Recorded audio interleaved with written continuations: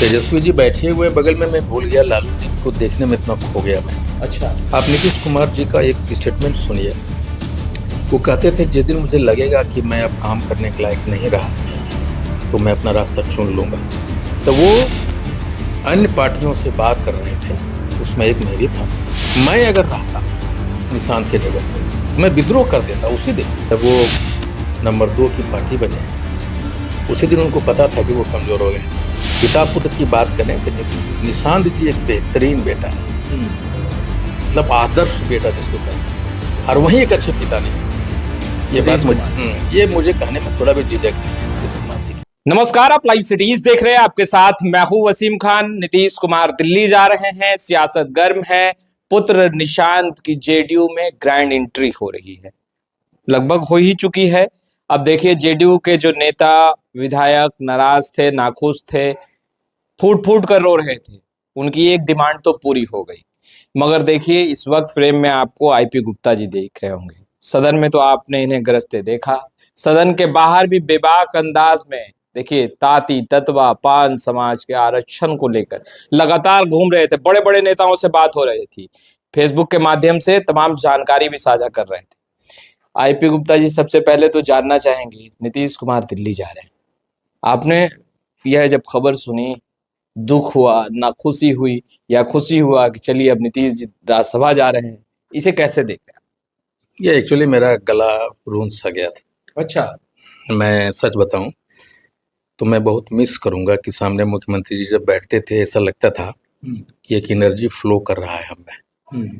जिस इंसान को देखते पढ़ते सुनते हीरो मानते हुए राजनीति में आया, उनका अचानक इस तरह से जाना, ये मुझे बहुत एक the fall of A legend हो गया मेरे लिए। मैं 3 फरवरी को महागठबंधन के बैठक के लिए 10 नंबर गया आदरणीय तेजस्वी यादव जी के बुलावे पे। अच्छा। और पहली बार लालू जी से मिला मैं बहुत करीब से। तेजस्वी जी बैठे हुए बगल में, मैं भूल गया लालू जी को देखने में इतना खो गया मैं। अच्छा। वैसे ही कुछ माहौल होता था जब आदरणीय नीतीश कुमार जी सामने बैठते थे। उनके पोस्टर से, उनके बात करने के तरीके से ना, एक इंस्टीट्यूशन थे वो जो विधानसभा मिस करेगा। हाँ, और उसमें सबसे ज्यादा अगर कोई मिस करेगा तो आईपी गुप्ता। उनका जाना तय था, ये तो पक्का। आप नीतीश कुमार जी का एक स्टेटमेंट सुनिए। वो कहते थे जिस दिन मुझे लगेगा कि मैं अब काम करने के लायक नहीं रहा तो मैं अपना रास्ता चुन लूंगा। लेकिन ये वोट जो जीत हुई है उनके चेहरे पे हुई, भाजपा को कोई वोट नहीं दिया, उनके चेहरे पे। लेकिन एक उम्मीद था कि विदाई एक हीरो के होती है तो हीरोइज्म उसमें दिखना चाहिए। और मुझे मालूम है कि वो जब वो नंबर 2 की पार्टी बने उसी दिन उनको पता था कि वो कमजोर हो गए। तो वो अन्य पार्टियों से बात कर रहे थे, उसमें एक मैं भी था। अच्छा। कि वो नंबर गेम में आगे बढ़ना चाहते थे। इसका मतलब ये है कि he wanted to remain CM, वो रहना चाहते थे। लेकिन पता नहीं किन परिस्थितियों के कारण ऐसा हुआ। हम ही नहीं, बहुत सारी महिलाएं तो खाना नहीं खाई 2 दिन तक। उन्होंने तो कहा कि उनकी स्वयं की यह इच्छा रही कि वो राज्यसभा जाएं, दोनों सदनों के वो मेंबर रहे। लोकसभा में तो वो थे ही, राज्यसभा बाकी था, वहां जाएं। तो आपको लग रहा है कि भाई ये इच्छा नहीं, ये जो ट्वीट उन्होंने लिखा, एक भावुक ट्वीट उन्होंने लिखा, कार्यकर्ताओं को भी थोड़ा सा मनाया? देखिए, ये पहला स्टेटमेंट है नीतीश कुमार जी के जिसपे कोई भरोसा नहीं किया। कोई भरोसा नहीं, कोई नहीं किया। उनके अपने लोग नहीं किए कि हम मुख्यमंत्री को छोड़ के राज्यसभा जाना चाह रहे हैं। ये पहला स्टेटमेंट था जो इन लोगों ने भरोसा नहीं किया उनके ऊपर कि भाई आप अपने मन से ये बात नहीं कर रहे। I was the first one not to admit it. एक मैं तो पॉलिटिकल आदमी हूँ, मैं समझता हूँ, लेकिन एक आम कार्यकर्ता भी इस बात को विश्वास करने के लिए तैयार नहीं था कि नीतीश जी ने खुद ये बात कही है। लेकिन क्या परिस्थितियां रही, कल तक एक सीएम, एक नेता जो सबसे बड़ा दल बनाना चाहता है और अचानक चलता पड़ता है, वो भी राज्यसभा। उनके लिए क्या है राज्यसभा संसद? नीतीश कुमार जी अपने उस मुकाम पे हैं जहां उनके लिए कुछ पाने वाली कोई बात नहीं। पाने और खोने से बड़े हो गए। अपने लिए नहीं जी रहे थे ना, अपने लिए जीते तो बेटा को पहले ले आते, अपने लिए जीते तो बहुत सारा उनके पास पैसा होता, अपने लिए जीते तो पता नहीं क्या क्या करते। उन्होंने बहुत पहले अपने लिए जीना छोड़ दिया।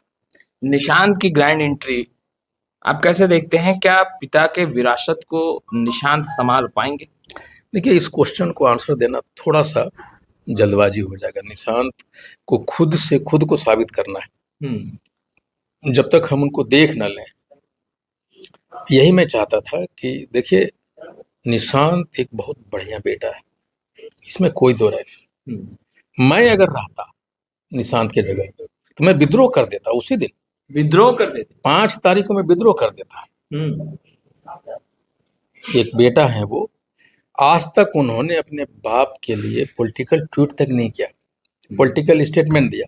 यहाँ पे एक अच्छे पिता नहीं है नीतीश कुमार जी। पिता पुत्र की बात करें तो निशांत जी एक बेहतरीन बेटा है, मतलब आदर्श बेटा जिसको कह सकते हैं, और वही एक अच्छे पिता नहीं है। ये बात मुझे कहने में थोड़ा भी झिझक नहीं है नीतीश कुमार जी के लिए। आप राजनेता हैं, पिता भी तो हैं भाई। हम राजनेता पिता भी तो हैं। ये ठीक उसी तरह से उपेंद्र कुशवाहा ने जी ने जब बेटे को मंत्री बनाया तो मैं सपोर्ट किया, भाई एक बाप भी है वो। नहीं, क्या गुनाह किया भाई? दुनिया भर के लोग अपना बेटा को पॉलिटिक्स में लाला के बड़का हीरो बन रहे हैं, लेकिन जिस बात से आप डरते रहे, ये बात तो खत्म हो गई। निशांत में राजनीतिक मटेरियल आप देखते हैं, निशांत एक राजनीतिक मटेरियल हैं? देखिए, उनका एक्सपोजर बिल्कुल नहीं है, कोई भी आदमी जज नहीं कर सकता। मेरी मुलाकात भी निशांत जी से नहीं है कि मैं कह सकूं कुछ। इससे पहले जो वीडियो और जो फुटेज निशांत के आते रहे, नहीं, उससे मुझे ये लगता है, नहीं उससे ये लगता है कि ये you know a very good human being, number 1, और एक अच्छा बेटा है। तीसरा जो चीज मेरे मन में आता है कि वो इंसान नीतीश कुमार जी के बेटे हैं, वो 24 घंटा पॉलिटिक्स देख रहे होते हैं। बड़े बड़े अमित शाह जी हों, प्रधानमंत्री जी हों, ऐसे बहुत बड़े बड़े नेता हैं जिनसे उनका रोज का राब्ता हुआ है। तो आप ये कह सकते हैं कि मछली के बेटे को तैरना नहीं सिखाया जाता। वो इतना तो है कि उनके पास पॉलिटिकल एक्यूमेंट तो होगा, लेकिन उस एक्यूमेंट को कैसे यूज करेंगे वो पॉलिटिक्स में, उनको लड़ना होगा। जो परिस्थितियां उनके पिताजी के इर्द गिर्द में जो जरतकब है, उनकी पहली लड़ाई उनसे होने वाला है। दूसरी लड़ाई जो लीगेसी है ना नीतीश कुमार जी का, कि नीतीश कुमार जी का बेटा है, वो जो बोझ है उनके कंधे पे, वो लीगेसी का जो बोझ है, उनसे उनकी पहली फाइट होने वाली। उसके बाद ये जो पार्टी का उनको है ना कि कार्यकर्ता नेता एक अपेक्षा रख रहा है ना उनसे, तो ऑल ऑफ ए सडन उन सारी चीजों से उनको जूझना पड़ेगा। आपको लगता है विपक्ष कमजोर हुई तो नीतीश कमजोर हुआ? नहीं, मैंने तो ये कहा है हमेशा कि हमेशा कहा है कि जिस दिन second largest party with 85 seats Nitish Kumar आए और वो लार्जेस्ट 89 सीट उनको, उसी दिन उनको पता चल गया कि वो कमजोर हो चुके हैं नीतीश कुमार जी। वही एक वजह था कि उन्होंने स्पीकर पद दे दिया, वही एक वजह था कि होम डिपार्टमेंट चला गया, उनको पता था। और 43 सीट के बाद भी वो अपने शर्तों पर राजनीति करते रहे। नीतीश कुमार जी अपने शर्तों पर राजनीति करने वाले जाने जाते हैं। क्यों? उनको पता था कि महागठबंधन के पास क्वाइट नंबर्स है, बड़ा नंबर है, और मैं जा सकता हूं। उनको मालूम है कि जब जब पिछड़े की राजनीति, अति पिछड़े की राजनीति कमजोर होगा तो उनका एक बड़ा भाई आदरणीय लालू प्रसाद यादव जी, और एक फोन कॉल लालू जी ने कभी भी नीतीश कुमार जी को नफा और घाटा देख के नहीं किया समझौता, उन्होंने कोई बार्गेन नहीं किया। नीतीश जी को लालू प्रसाद यादव की जरूरत है, बस इतना काफी था। और जब जब ये हाथ बढ़ाए तो लालू जी ने गले लगाया। कारण था पिछड़ा अति पिछड़ा की राजनीति को जिंदा रखना है, उस ध्वजा को कमजोर नहीं करना है। इसलिए बिना कुछ सोचे समझे आ जाओ। और जब लगा कि अब वो परिस्थिति नहीं रहा हमने इतना कमजोर कर दिया आरजेडी को, महागठबंधन को, कि हम खुद कमजोर हो गए।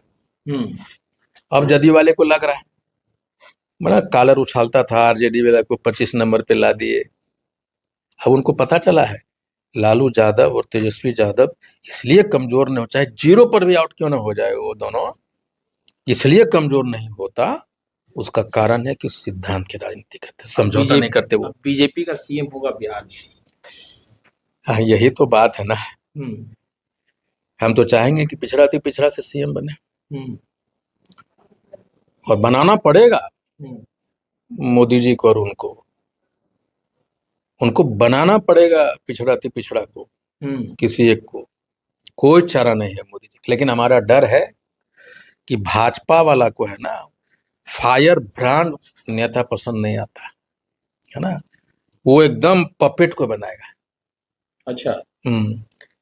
क्या नारा देगा? देखा भाजपा को एक साधारण कार्यकर्ता को सीएम बना दिया।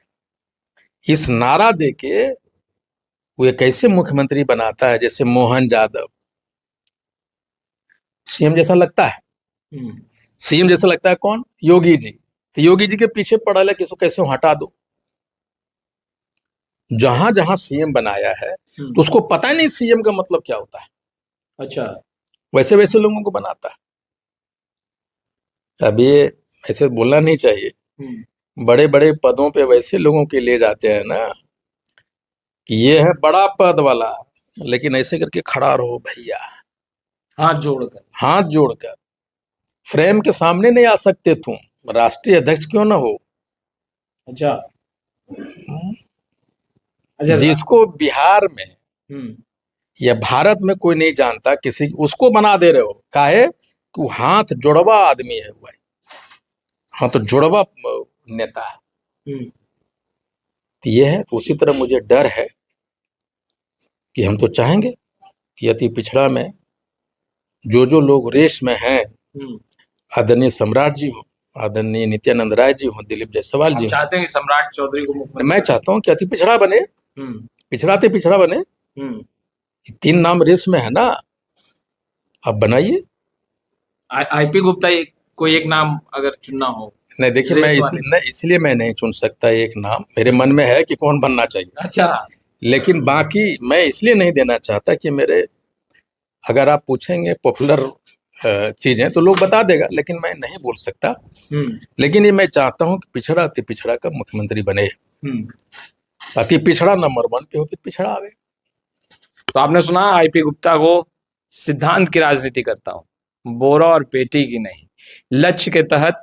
और देखिए जनता के उम्मीद पर खरा उतरना है, ये तो लगातार कहते रहे। देखिए ताती तलबा पान समाज के लिए तो सदन के अंदर भी देखिए पगड़ी उतार के आया हूं, वक्त दीजिए, और लगातार कहते रहे। मुख्यमंत्री नीतीश कुमार से भी मुलाकात हुई, आपने लाइव में ये कहा। आपने कहा बड़े बड़े नेताओं से बात चल रही है, कदम आगे बढ़ चुके हैं। खैर, कदम बिहार के सियासत में दलों के भी आगे बढ़ रहे हैं, और किस रूप में बढ़ रहे हैं हम तमाम तस्वीर लगातार अपडेट करते रहेंगे। आईपी गुप्ता से खास बातचीत कर रहे थे तमाम मुद्दों पर। इस वीडियो में इतना ही, आपका बहुत बहुत शुक्रिया।